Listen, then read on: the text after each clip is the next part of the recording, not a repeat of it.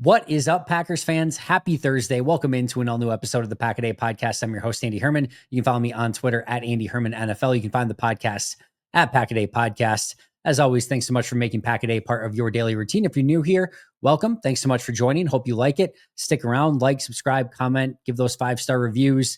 Of course, you can check out those Pack a Day podcast memberships as well. We always appreciate that support. But as always, it is awesome enough just that you are here to talk some Green Bay Packers. I was on our members chat yesterday, and we were just nerding out about the dumbest stuff that doesn't matter at all in the best possible ways.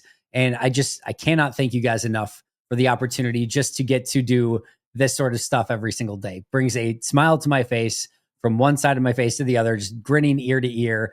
And we're going to talk Cooper Kupp and Deebo Samuel today. Like, do they make sense for the Packers? Maybe they do. Maybe they don't. Let's go over it. Let's dig into it. A lot of times these players that have that big name and like a lot of buzz surrounding them, usually if they're willing to be traded or if they're open, the teams are open to trading them, there's a reason why. A lot of times these players that you've seen with very high Madden ratings for a while and maybe some high PFF grades and some really good box scores, they get a little bit older in age. There's a lot of wear and tear and they start to break down. Teams have big contracts on them because they paid for what they did, not for what they're going to do. And then teams get regret, look to trade them away or get off the contract. And then those players have to find a new home. Happens all the time. And then the question remains, is there anything left in the tank? Or have they hit the level of decline where it's just like, you know what? You're probably better drafting, developing, and finding younger players who can be the next Cooper Kupp or the next Debo Samuel. So that's what we're going to go over today. And again, thank you for the opportunity to do that. It is the joy of my life to be able to just talk about nerdy stuff like this and go over it in detail. So we'll get after it in just a moment.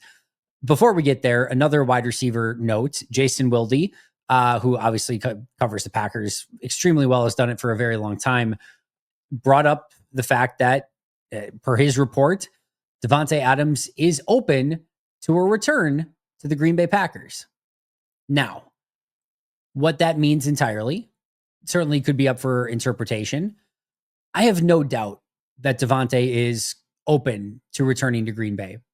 Whether or not he would like to return to Green Bay, whether he would put it on the top of his list and, go out of his way to make sure that Green Bay is one of his top destinations, that's an entirely different story. Davante is really, really good at this stuff. He's super savvy. He knows the right buttons to push. He knows how to make himself marketable. And when it comes to Davante Adams, I don't think he's going to slam any doors shut. I think he's going to keep everything as an option. If Green Bay is the highest bidder and is willing to offer the most money, I'm sure he is very much open to coming back to Green Bay. I could also see it being a situation where, yeah, he's open to Green Bay because why would, again, you slam the door shut on that or close it? And if he wants to go to, let's just say, some West Coast team, doesn't even matter, enter whatever team that you want and play over there, play with Aaron Rodgers again, whatever that might look like. He might say, well, Green Bay's offering me X amount. And then he goes back to that other team and says, that's what Green Bay's offering me. I need a little bit more. So they give him a little bit more. So he goes back to Green Bay and says, well, now the Rams are offering me 3 years, $23 million per year, whatever it is. So the Green Bay says, we'll offer you 3 years, $24 million per year. So he goes back to that other team and says that Green Bay just upped it 3 years, $24 million per year. So they say, listen, we'll match it. We're not going to go any higher, but we'll match it 3 years, $24 million per year. We'll do it. And again, these are fake numbers. I'm not saying this is what it's going to be, but then he gets what he wants. He gets to play for his West Coast team. He used Green Bay for leverage. It's not like we've never seen that before. And, by keeping that door open with Green Bay, if he's just like, no chance, not going to Green Bay in any capacity, maybe he doesn't get the opportunity to negotiate between teams. Or maybe, maybe it's the opposite, or like the exact opposite where, the Rams or some West Coast teams like, we'll give you 3 years, $12 million per year. And Green Bay's like, we'll give you 3 years, $16 million per year. It's like, all right, I'm going to take the one that's 3 years, $16 million. And if he had slammed that door shut, might not have even got that opportunity in the first place. So he ends up back in Green Bay. I do very much think he would be open to it. Playing with Josh Jacobs, playing with, obviously Jordan Love again, returning to an offense that he had a ton of success in, a place where he's extremely familiar, be that number one guy in Green Bay, a team that clearly needs that number one guy. I think it makes sense. And as I've talked about, of all the wide receivers that I go through with a big red Sharpie and say, no, no, no, no, no, Davante's the one that I can't quite get there on. The age, certainly concerning to some extent.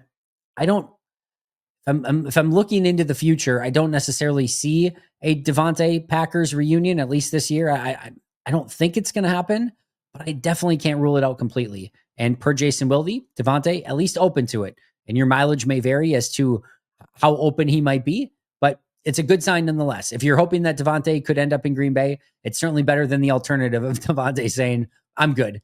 And of course, he talked to Kay Adams about something similar as well, that he was open to that idea, open to anything. But again, as of right now, Davante is still under contract. But let's get to two other wide receivers today that are also under contract that have been announced as available via trades by their respective teams, Debo Samuel and Cooper Kupp. Again, two big time NFL players in the primes of that when they were in the primes of their career. I think it's very easy to say that neither of them are in the prime of their career anymore. But a lot of, name value, a lot of, again, high Madden ratings, PFF scores, big box scores, things like that over the courses of their career. When you hear Debo Samuel, Cooper Kupp, you immediately get excited, right?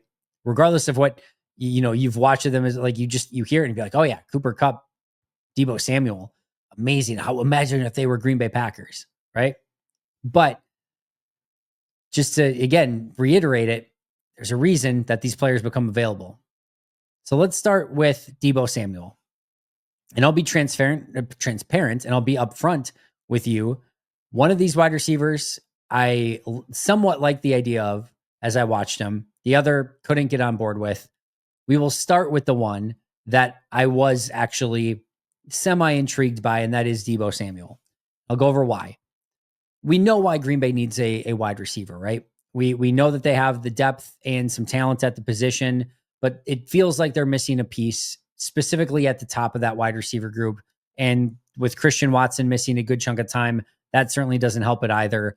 That's why Green Bay is potentially looking for a upper tier wide receiver to add into this group and to maybe be that veteran leader, or just who even cares about that, right? Just go out and be able to provide that number one wide receiver value to a team and be a big time playmaker for this offense. I should note, again, and I'll say it for both Kupp and Samuel, they are both under contract. But what I'll say about Debo Samuel is I think a trade is going to be near impossible. As I sit here today, I will be pretty surprised if the 49ers find a trade for Debo Samuel. The contract is a real nightmare to navigate for both the 49ers to trade and for any team to acquire. I think they're going to have to June 1st release him. It's always possible, I suppose, that they could trade him post June 1st, but it's usually not how these things work. I think he ultimately ends up getting released. And if that's the case, that certainly makes it much more likely that a team like Green Bay would go after a Debo Samuel, right? I think a trade is probably, in and of itself, getting Debo's not super likely. A trade makes it even less likely, but him just being a free agent out there makes things a bit more interesting. And of course, he would be, if released, a street free agent. Doesn't count towards the compensatory picks. Not that Green Bay is going to really be in a position to get any for their free agent class anyway, but you get my point. There could be some idea there that, hey, we'll take a look at this guy, especially if released. Trade, I don't think so. But the contract is probably going to make it that he ends up getting released and not traded.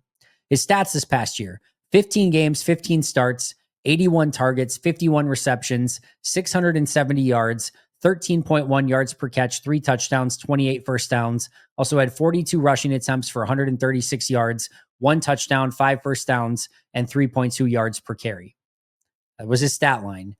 His average for 3 years: 56 catches, 731 yards, 4 touchdowns, 40 carries, 198 yards, and 3 touchdowns. That's been his average over the last 3 years. However, as ESPN pointed out in one of the articles they did on Debo Samuel, his 806 total scrimmage yards and 4 touchdowns are both career lows, other than 2020 when he only played in 7 games, which of course is not an apples to apples comparison. So total scrimmage yards way down.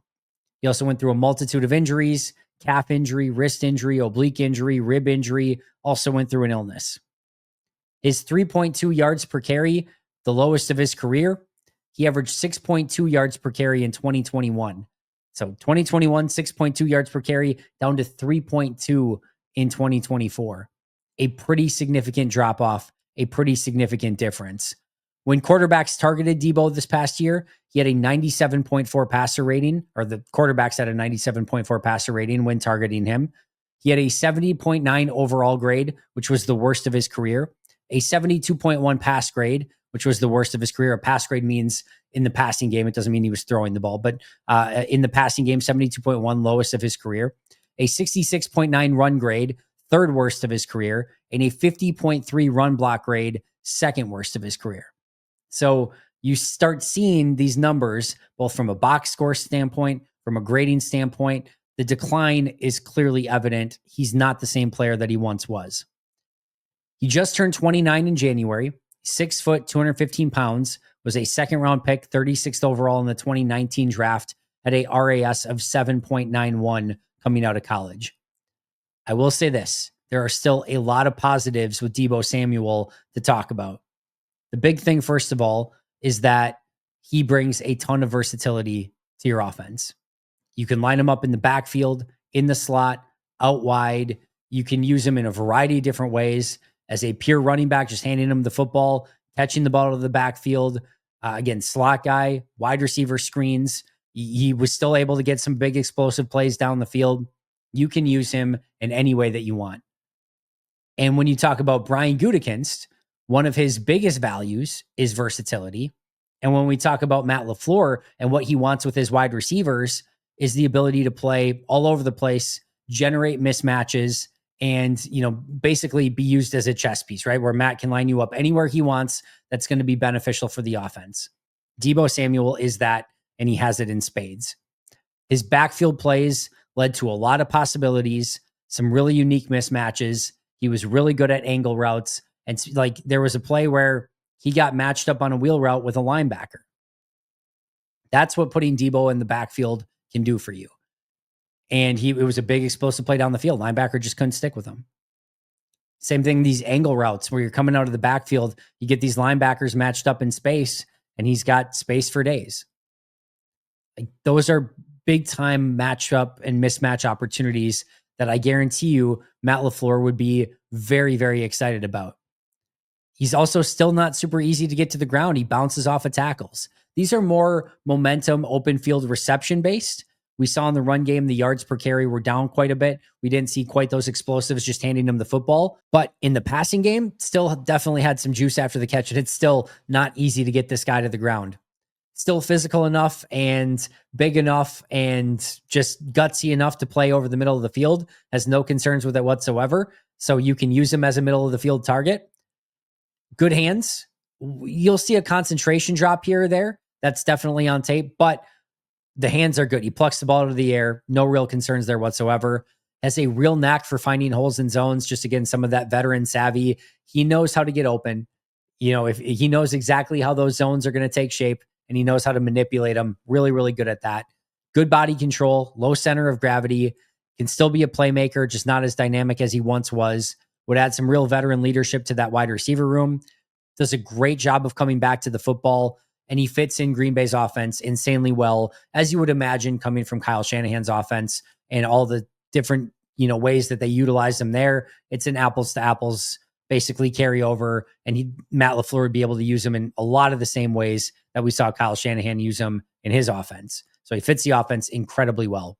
The negatives, a lot of injuries and wear and tear, just not the same guy that he once was. When you take a wide receiver like that, put him in the backfield a ton, give him a bunch of wide receiver screens, handoffs, reverses, end arounds, all of it, you're giving him a running back workload, but he's got the size of a wide receiver, right? It's going to have and take its toll over the course of time. And that's exactly what's happened. Still a good football player and arguably still a really good football player, just not what he once was. What I would also say here is this is a luxury player. What I mean by that is if you're looking for that 1A wide receiver in this offense, Debo Samuel's not that. He's just not that. He probably, to some extent, maybe never quite was. He was kind of always that gadgety, use him in the backfield, use him everywhere. Super talented. No question about it. And I'm telling you, I still kind of like the idea, but he's not going to fill that void of what you're looking for with a wide receiver one in this offense, which would mean he's a luxury guy. And what I mean by that is gadget guy, can use him everywhere, versatile. But if you're going to use him in the backfield, let's just say Green Bay's not exactly lacking for backfield players, right? They got Josh Jacobs, Marshawn Lloyd, Emmanuel Wilson, Chris Brooks. They'll put Jaden Reed back there. Like, they've got backfield guys. So it's nice that he can do it, but it's not exactly a huge need at the moment, right? Slot wide receiver, awesome. Can play in the slot. That's great. They can use him there, but Jaden Reed plays there a lot. Dontavian Wicks plays there a lot. You can play him on the outside. That's good. But that's not sort of his primary role within an offense anymore. Kind of, again, never was. He was this kind of gadget guy. So I love how he fits this offense. And Matt LaFleur, I think, would be super excited about getting him and utilizing some of these mismatches. Again, perfect fit. But it would be using him as a piece in a way that you have some of those pieces already. A different one, a unique one. I love the fit, but it's not exactly filling the void that you have, which is that big 1A wide receiver. Just different. Not bad, just different. And again, it kind of still leaves that void that you would have. So that would be a big thing. Luxury. As I mentioned, the speed isn't the same. Broken tackles are still there, but it's not what it once was. He's not this juggernaut that's insanely hard to bring down. He's still hard to bring down, but again, not what he used to be. It's very easy to see the box score decline, what used to be and where he is now. He can't get outside on those reverses, end arounds, sweeps, etc., like he used to. You'll see these linebackers just stick with him, get sideline to sideline, and take him down.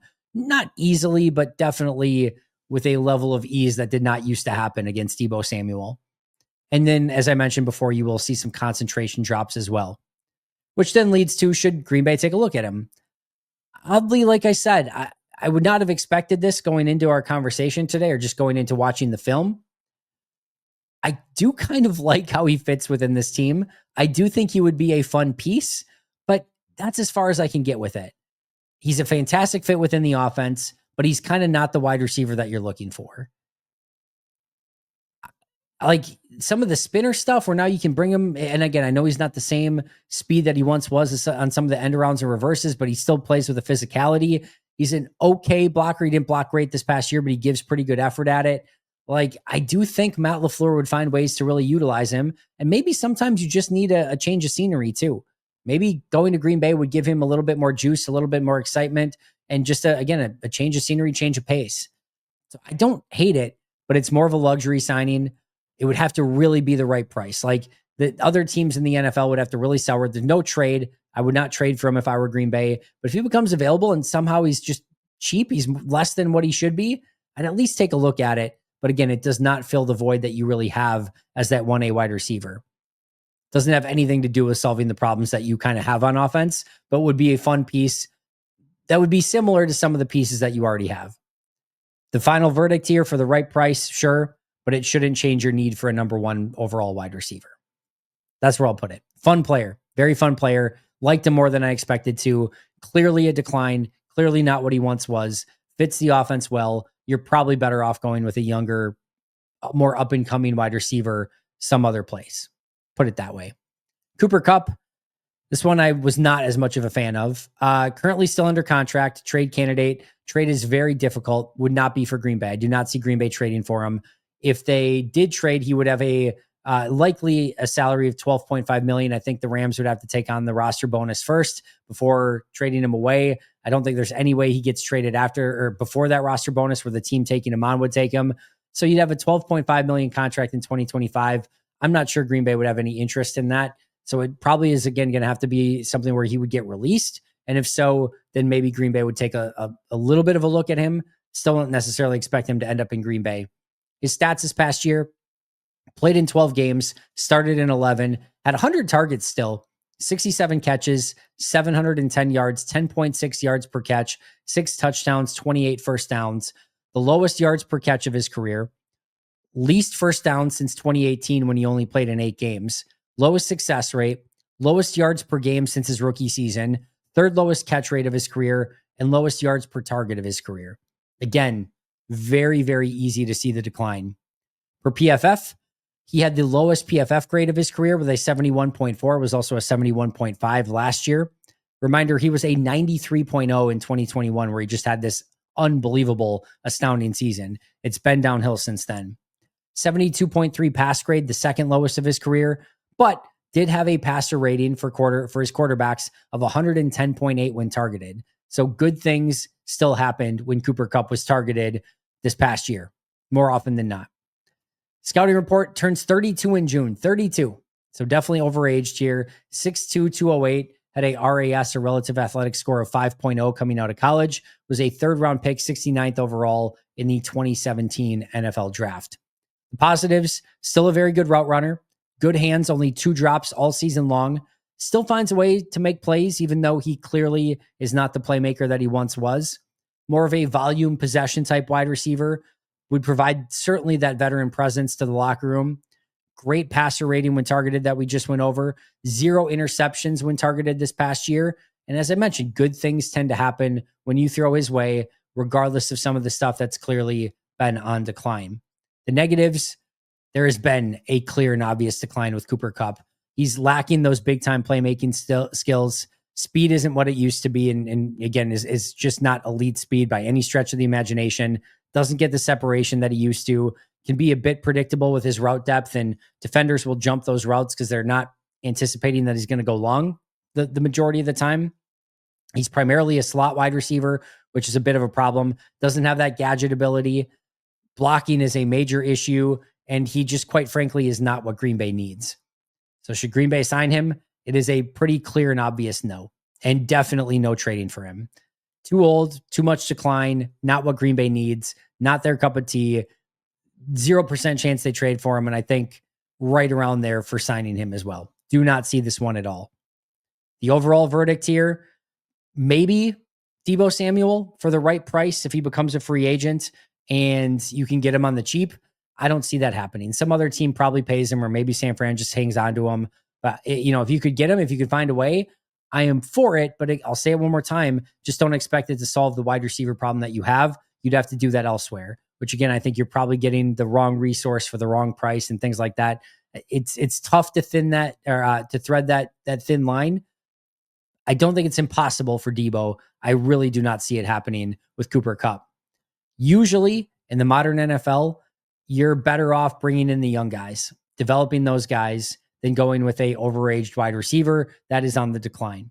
And I think it's very easy to see statistically and on tape that both Cooper Kupp, especially Kupp, but Debo Samuel as well, are on the decline and are not the wide receivers that they once were. And there's a risk that there's another step below. Well, it's going to happen eventually. We know that, but could this be the year where even it's worse than what it was the last couple of years, where these guys just weren't the same? There is definitely that risk there. So lots of wear and tear on both. Neither of them are the wide receivers that they once were. And I know we get into this. It's Cooper Kupp, it's Debo Samuel. Trade what you want away. I would mostly stay away. Like I said, maybe Debo for the right price, but outside of that, you're probably better off going in the draft or finding younger wide receivers in some capacity. These are not the wide receivers that you're looking for. It's a bummer, right? Like you would hope that they were. I was more impressed with Debo than I thought I would be. If I was definitely going to go with one of them, I'd definitely go with Debo here. But it's hard to find that wide receiver that they really want, that they, that would fit their offense perfectly, that I think would solidify the wide receiver room and be that playmaker that they want. Still kind of keep coming back to Davante Adams. He kind of seems like the one that makes the most sense. So maybe, just maybe, as we talked about, he's seemingly open to coming back to Green Bay. We'll see if Green Bay is open to that. We know Josh Jacobs wants him. Keyshawn Nixon wants him. He tweeted it out on Wednesday. Jordan Love was open to it. Don't hold your breath. Said it all along. Don't hold your breath, but he is kind of the one I keep coming back to in some capacity. That's going to do it for me today. I know some of you wanted Kupp Samuel, just probably not the right move for Green Bay. Shout out to all Pro and Hall of Fame members: Mo State of Minnesota and PJ Wynn, John Wild, Brandon Paletta, Jennifer Wright, Boom Handle, Donald Lee, Lori Lord, Baby QB, David McCluskey, Donald Decker, Alex Swanger, Naldo Espinoza, Peter Rataka, Jay Zimmerman, B. Brown, Puerto Rican Packer, Dan Gessford, Stepkeet, Dylan Pat Scott, Bobby Santoro, SoCal Pack, Chris Rager, Izzy Roberts, Ian Ewing, and Razul Douglas time. I will see you guys tomorrow, but until next time, and as always, go Pack Go.